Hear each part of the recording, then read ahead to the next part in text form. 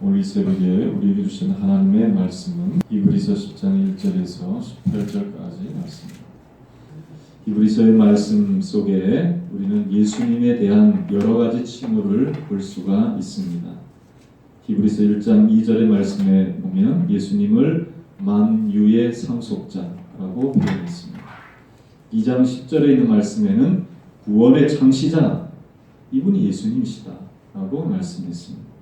3장에 와서는 예수님의 사명과 관련돼서 비로소 우리의 믿는 도리의 사도이시고 대제사장이신 예수님이시다 이렇게 말씀하셨죠. 4장에는 율법의 대제사장과 선을 긋는 큰 대제사장이 예수님이시다 라고 말씀하면서 아론의 반차가 아니라 멜기세덱의 반차, 멜기세덱이라는 이 살렘 왕, 의의 왕의 계보를 따라서 대제사장이 되신 분이 예수님이시다 하는 것을 강조했습니다. 이렇게 대제사장이신 예수님은 7장 22절에서 율법을 뛰어넘는 더 좋은 언약의 보증이 되셨다라고 말씀하셨고 8장 15절 말씀에는 새 언약의 중보자시다라고 말씀했습니다. 한번 예수님에 대해서 이 히브리서가 기록한 대로 우리가 한번 따라해 볼까요? 만유의 상속자, 구원의 창시자, 믿는 도리의 사도, 대제사장이신 예수님, 큰 대제사장이신 예수님, 언약의 보증, 새 언약의 중보자. 여러분 다 기억하시겠습니까? 네. 이 첫날에도 말씀을 드렸지만은 하나님은 언약의 하나님이시기 때문에 과거 이스라엘과 맺었던 그 언약과 동일한 언약을 하나님의 백성들에게 주시기 위해서 하나님은 이제 율법이 이루지 못한 것을 예수 그리스도를 통하여 이루시기를 위하여서 예수님을 새 언약의 중보자로 세우셨다는 것입니다. 이만큼 하나님은 하나님의 약속과 또 그 약속을 따르는 백성과의 관계를 중요하게 생각하시는 것입니다. 하나님의 약속은 불분명한 것이 아니라 분명하게 드러나서 하나님의 백성들이 그 약속의 말씀을 따를 수 있도록 하셨습니다. 그런데 옛 언약인 율법은 오늘 10장 1절의 말씀을 보면 좋은 일의 그림자일 뿐이요 참 형상이 아니다라고 말씀했죠. 그렇습니다. 율법은 이스라엘 백성 그리고 연약한 이스라엘의 사람들을 위해서 주어진 것이지만은 이 옛 언약의 율법의 말씀은 이스라엘의 백성들이 그 연약함 때문에 받지를 못하는 그러한 모습을 보이고 말았던 것입니다.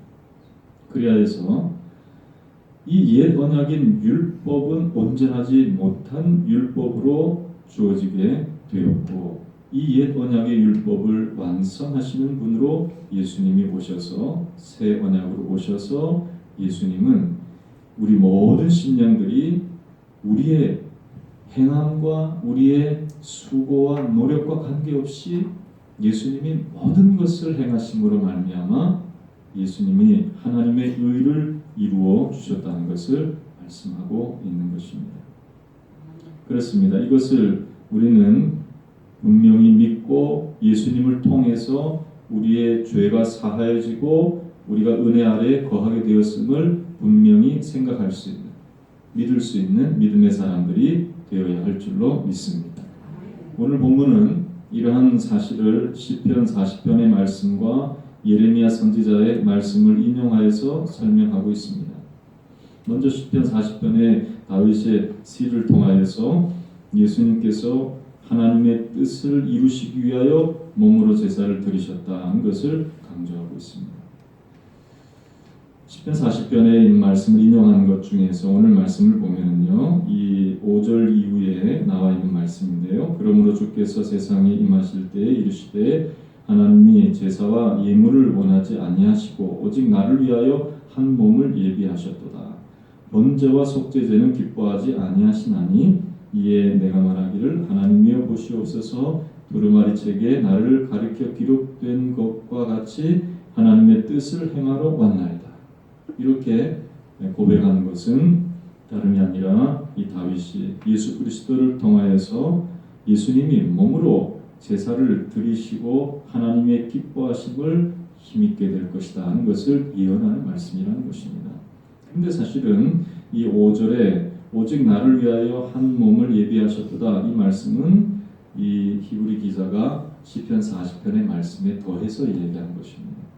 근데 그것은 무엇을 말하냐면 이 7절 말씀에 두루마리 책에 나를 가리켜 기록된 것과 같이 하나님의 뜻을 행하시는 것은 다름이 아니라 예수님께서 몸으로 이루실 온전한 제사, 몸으로 이루실 우리를 대속하시는 대속의 제사를 상징한다는 것을 말씀하기 위해서 오직 나를 위하여 한 몸을 예비하셨도다, 이 말씀을 기록하고 있는 것이죠. 더해서 말씀한 것입니다. 그렇습니다. 예수님은 하나님의 뜻을 성취하기 위하여 자기의 몸을 드리는 희생의 제사를 통하여서 하나님을 기쁘시게 했다는 것입니다. 이것이 하나님이 원하시는 뜻이었고, 그리고 그 뜻을 예수님은 온전히 이루셨다는 것이죠. 여러분, 우리가 아무리 노력해도 하나님의 뜻을 온전히 이루고 하나님이 기뻐하실 정도로 하나님의 뜻을 이룰 수 있는 것은 아무것도 없습니다. 하나님이 원하시는 수준에 우리가 이룰 수 있는 게 아무것도 없다는 거예요. 이 사실을 분명히 기억하고 하나님 앞에서 낮아지는 우리가 되어야 할 줄로 믿습니다. 그러나 아무도 이룰 수 없는 하나님의 영광에 이르게 된 것은 다름이 아니라 몸으로 이 땅에 오신 예수님께서 하나님의 뜻을 온전히 준행하셨기 때문이라는 것이죠.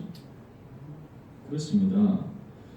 이 믿음의 조상인 아브라함도 하나님의 언약에 신실하지 못하였습니다. 그러나 이 모리아 산에서 드려진 한 번의 제사로 말미암아 하나님의 의를 만족하게 되는 경우가 있었죠. 창세기 22장 12절의 말씀을 보면 사자가 이르시되 그 아이에게 내 손을 대지 말라, 그에게 아무 일도 하지 말라, 내가 내 아들 내 독자라도 내가 내게 아끼지 아니하였으니 내가 이제야 내 하나님을 경외하는 줄 아노라라고 하나님께서 말씀하셨습니다. 여러분, 잘 아는 사건이지만 하나님께서 독자이사, 그것도 100세에 낳은 아들인데, 기적의 아들인데, 또 하나님의 약속을 이을 유일한 핏줄인데 하나님께서 그 독자 이삭을 바치라고 그랬어요. 그럴 때에 아브라함은 주저없이 사흘길이나 떨어져 있는 모리아 산으로 행하기 위해서 그 말씀을 들은 그날 아침 새벽에 일찍이 일어나서, 우리처럼 새벽에 일찍 일어나서 산을 향해서 진보다리를 가지고 갔습니다. 그런데 이삭은 참 궁금했죠. 모리아 산에 올라와서 제사를 드려야 되는데 아버지가 이 제단에 쓸 그런 나무는 가지고 있는데 어떻게 재물이 없어요. 그래서 아버지, 재물은 어디 있습니까? 여호와께서 준비하시리라, 그렇게 말하면서 올라갔습니다. 결국은 아브라함은 자기의 아들 이삭을 도로 받을 것으로 생각하고 그 산에서 아들의 목숨을 통하여 하나님 앞에 예배 드리기를 원했던 것이죠. 여러분, 이것이 가당한 일입니까? 사람의 마음으로 가능한 일이냐? 믿음으로 아브라함은 하나님께서 지금까지 자기의 인생을 인도하셨고 기적의 자녀를 내게 허락하여 주신 하나님의 이 귀한 섭리를 믿음으로 바라보면서 이 아들을 다시 얻을 것이라는 확신을 가지고 하나님 앞에 정말 마음은 원치 않지만 사랑하는 아들 이삭의 목숨을 앗아가면서까지 하나님 앞에 예배드릴 마음의 결단을 한 것입니다. 그러나 하나님께서 그 결단을 실행하려고 하는 순간 아브라함아 아브라함아 하면서 말리셨던 것이죠. 이제야 내가 내 하나님을 경외하는 줄을 아노라 라고 말씀하면서 독자 이삭까지도 아끼지 아니하고 하나님 앞에 드릴 그 마음을 하나님께서 기쁘게 받으신 것입니다. 그러나 하나님은 이런 예배를 드릴 때에 이 아들을 제물로 받지 아니하시고 그를 위하여 한 양을 예비하셔서 그 수풀에 뿔이 걸려 있는 양을 통하여서 이 하나님 앞에 예배할 수 있도록 하셨죠. 그러나 하나님은 그 사랑하는 독자 예수 그리스도를 우리를 위하여 그저 내어주셨다는 사실을 기억하시기를 주의 이름으로 축원합니다. 하나님의 의를 만족하게 하기 위해서 하나님은 자기의 가장 아끼시는 아들을 우리를 위하여 내어주셨습니다. 하나님이 세상을 이처럼 사랑하사 독생자를 주셨습니다. 우리를 사랑하심으로 말미암아 자기의 아들을 내어주신 것입니다. 그리함으로 하나님의 의를 만족하게 하셨다는 것입니다. 여러분, 우리가 여기서 분명히 깨달아야 할 것이 있습니다. 하나님은 공의 하나님이십니다. 하나님의 의를 만족하지 않으면 그 아무도 하나님 앞에 설 사람이 없다는 것이죠. 그러나 이런 하나님의 의를 만족하기 위해서 하나님도 희생하시고 예수님도 아버지의 뜻을 따라서 희생하셨다는 것입니다. 우리는 그 놀라운 희생의 사랑을 통하여서 우리는 부족하지만 하나님의 온전하심으로 나아갈 수 있는 길을 얻게 되었음을 믿으시기를 주의 이름으로 축원합니다. 그리함으로 우리에게 주어진 것이 무엇입니까? 오늘 말씀을 보면은 10절 말씀에 예수님의 이러한 이 희생의 제사를 통하여 그의 몸을 단번에 들이심으로 말미암아 우리가 얻은 것이 있음을 분명히 말씀하고 있습니다. 10절 말씀을 우리 같이 한번 읽어보도록 하겠습니다. 시작. 이 뜻을 따라 예수 그리스도의 몸을 단번에 들이심으로 말미암아 우리가 거룩함을 얻어노라. 우리가 거룩함을 얻어노라 말씀하고 있습니다. 우리는 더 이상 우리 스스로를 우리가 분리시켜서 구분하여 살아갈 이유가 없습니다. 예수 그리스도 안에서 우리가 하나님께서 열어놓으신 이 귀한 약속을 우리가 믿고 그 길을 걸으면 우리는 이미 구별된 자라는 것입니다. 거룩함을 얻었다는 것을 말씀하고 있습니다. 이 거룩함을 통하여서 우리에게 주어진 것이 무엇입니까? 온전합니다 라고 말씀하고 있습니다. 14절에 그가 거룩하게 된 자들을 한 번의 제사로 영원히 온전하게 하셨느니라. 우리는 부족합니다. 연약합니다. 늘 넘어집니다. 그러나 우리의 부족함을 보시지 아니하시고 하나님은 온전하신 예수 그리스도의 헌신을 받으시고 그 몸으로 드린 제사를 받으시고 예수를 따르는 자들을 온전하시다고 말씀해 주시는 것입니다. 예수님의 공로를 힘입어서 나아갈 수 있도록 하나님이 그렇게 약속하신 것입니다. 여러분 이 사실을 분명히 깨달을 수 있기를 주의 이름으로 축원합니다. 그러므로 예수를 믿음으로 말미암아 죄 사함을 얻은 우리들은 거룩한 세마포를 입고 거룩하게 구별되어서 온전하신 하나님의 보호자 앞에 우리의 심령이 이르게 되었다는 사실입니다. 여러분, 이 귀한 사실을 히브리 기자는 계속해서 강조하고 있습니다. 우리가 어떠한 자인가? 하나님 우리를 위해서 어떤 일을 이루셨는가? 예수님이 이루신 것이 무엇인가에 대한 것을 분명히 말씀하심으로 인해서 우리가 이 은혜를 얻어서 하나님의 보좌에 이룰 수 있는 믿음의 심령들, 하나님의 자녀가 되었음을 분명히 말씀하고 있는 것입니다. 그러면 이 예수 안에 이루어진 것을, 이 뜻을 이 땅에서 어떻게 적용되어지는 것인가? 그것을 말씀하고 있는 것이죠. 그것은 하나님께서 이루신 것이요. 내 개인은 하나님께서 이루신 것을 어떻게 내가 받아들일 수 있느냐 하는 것이죠. 그것은 오늘 본문에도 기록하고 있습니다. 14절의 말씀을 보면 그가 거룩하게 된 자들을 한 번의 제사로 영원히 온전하게 하셨는데요. 그런데 15절의 말씀을 보면 또한 성령이 우리에게 증언하시되 16절 같이 한번 읽어봅시다. 시작. 주께서 이르시되 그날부로는 그들과 맺은 언약이 이것이라 하시고 내 법을 그들의 마음에 두고 그들의 생각에 기록하리라 하신 후에 17절과 18절의 말씀을 보면 그들의 죄와 그들의 불법을 내가 다시 기억하지 아니하리라 하셨으니 이것을 사하셨은즉 다시 죄를 위하여 제사 드릴 것이 없다라고 말씀하고 있습니다. 이 말씀은 예레미야의 이 예언의 말씀을 인용한 것입니다. 성령께서 자신의 법을, 하나님의 법을 마음에 두고 생각에 기록할 것임을 말씀하고 있는 것이죠. 여러분, 우리는 예수 그리스도께서 하나님의 뜻을 만족하게 하신 것을 무엇을 통해서 우리의 마음속에 확신할 수 있는가? 성령을 통해서 확신할 수 있다. 성령님 이 시간에 우리 가운데 함께 해주실 줄로 믿습니다. 성령 충만을 받으시기를 주의 이름으로 축원합니다.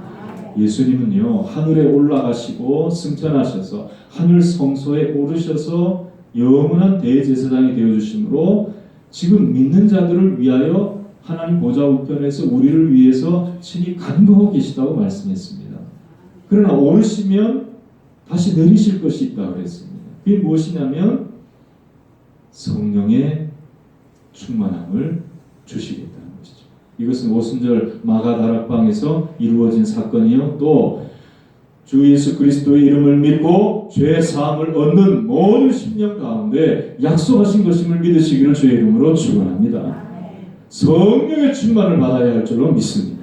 그래야 내가 하나님 앞에서 거룩하게 구별되었고 온전하신 하나님의 은혜 보좌에 이르렀다는 사실을 내가 깨닫게 되는 것이고 알게 되는 것이고 그리고 그 뜻대로 행하게 될 줄로 믿습니다. 여러분, 오늘 이 새벽에 기도할 때 우리가 항상 주님의 기도를 우리 마음속에 염두에 두고 있죠. 뜻이 하늘에서 이루어진 것 같이 땅에서도 이루어집니다. 어떻게 이루어지겠습니까? 성령님의 인도하심으로 이루어지게 될 줄로 믿습니다. 우리 마음에 하나님의 법을 새기시고 우리의 죄를 다시는 기억하지 아니하시고 다시 죄 사함을 위한 제사가 필요 없이 은혜의 보좌 앞에 나아가서 내 죄를 용서해 주신 예수 그리스도의 공로를 의지해서 나아갈 때 우리는 하나님의 뜻을 우리의 삶 가운데 예수님과 같이 이루어 나갈 수 있는 믿음의 심령이 된 줄로 믿습니다. 그러므로 더 이상 우리는 흔들릴 것이 없습니다. 우리의 뜻이 아니라 하나님의 뜻을 우리의 마음에 새겨주신 성령의 인도하심을 따라서 우리는 하나님의 뜻을 이루는 믿음의 심령들이 된 것입니다. 여러분, 성령께서 내 마음속에 주신 하나님의 말씀을 자꾸 되새기시기를 주의 이름으로 축원합니다. 여러분 마음속에 있는 하나님의 말씀을 자꾸 되새기세요. 그러면 우리도 우리의 몸으로 하나님 앞에 거룩한 산제사를 드릴 수 있는 믿음의 사람들이 다 되는 것입니다. 오늘 이 새벽에 이 새로운 하나님의 약속을 받은 자의 삶이 어떠한 것임을 분명히 우리는 보았습니다. 하나님의 뜻을 이루신 예수 그리스도의 온전하신 헌신을 통하여서 우리가 구별되고 우리가 온전하게 되었다는 것을 분명히 알게 되었습니다. 이제 예수 그리스도의 이 온전하신 은혜를 성령을 통하여 우리의 마음속에 새기고 하나님의 뜻을 또 마음에 새겨서 하나님의 뜻대로 살아가는 우리가 된 줄로 믿습니다. 오늘 이 새벽에 기도하십시다. 성령님, 내 마음 가운데 하나님의 뜻을 온전히 새겨 주시옵소서. 주님의 뜻대로 아버지의 영광을 위해 살아갈 수 있는 우리가 되게 하여 주시옵소서. 하나님의 뜻이 이 땅에 이루어지게 될 줄로 믿습니다. 하나님의 뜻대로 우리가 살아가게 될 줄로 믿습니다. 하나님의 뜻, 원대하신 주님의 뜻이 나와 내 자녀 가운데 나타나게 될 줄로 믿습니다. 이 사실을 알고 있는 사람들은 분명히 기도할 수 있는 것입니다. 여러분, 오늘 이 새벽에 기도하면서 주님의 뜻을 온전히 성취하여 하나님이 기뻐하시고 또 우리의 삶 가운데 하나님의 뜻이 온전히 이루어짐을 보면서 우리도 기뻐할 수 있는 한 날이 되시기를 주님의 이름으로 축원합니다. 축원합니다.